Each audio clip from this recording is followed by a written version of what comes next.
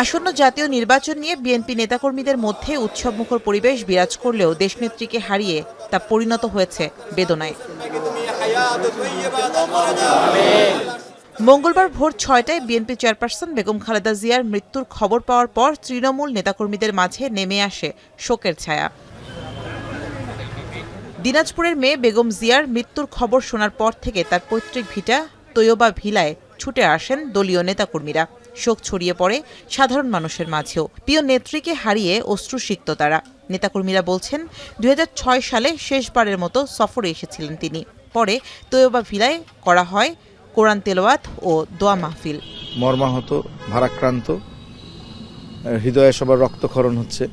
খালেদা জিয়ার প্রত্যেক নিবাস ফেনীর ফুলগাজীর শ্রীপুরে বিরাজ করছে শোকাবহ পরিবেশ। মৃত্যুর খবরে বিভিন্ন উপজেলা ও ইউনিয়ন থেকে ছুটে আসেন নেতাকর্মীরা।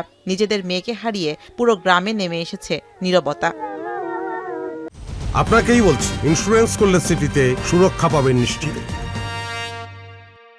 দেশনেত্রী বেগম খালেদা জিয়া আমাদের আবেগ অনুভূতির শেষ জায়গা ছিল। খুব কাছ থেকে ম্যাডামকে দেখেছিলাম।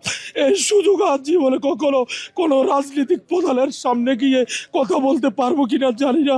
চট্টগ্রামের কাজের দেউরি দলীয় কার্যালয়ে জড়ো হন নেতাকর্মী ও সাধারণ মানুষ। আয়োজন করা হয় দোয়া মাহফিলের।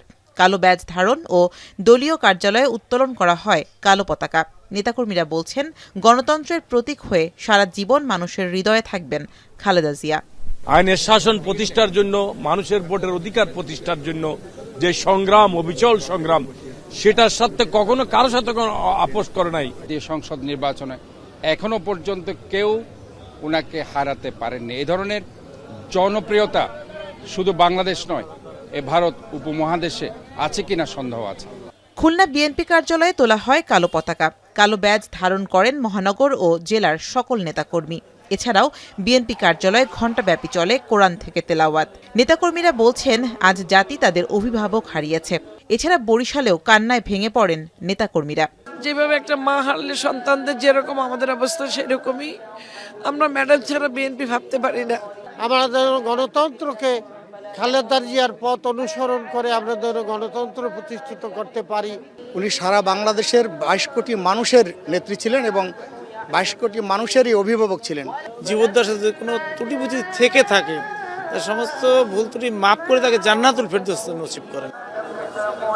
রাজশাহী ও ময়মনসিংহের দলীয় কার্যালয়ে জড়ো হয়ে শোক প্রকাশ করেন মহানগর বিএনপির নেতাকর্মীরা। নাটোরেও কোরআন খতম, কালো পতাকা উত্তোলন, কালো ব্যাজ ধারণ, শোক বইয়ে স্বাক্ষর সহ বিভিন্ন কর্মসূচি পালন করে জেলা বিএনপি ও বিভিন্ন সহযোগী সংগঠন।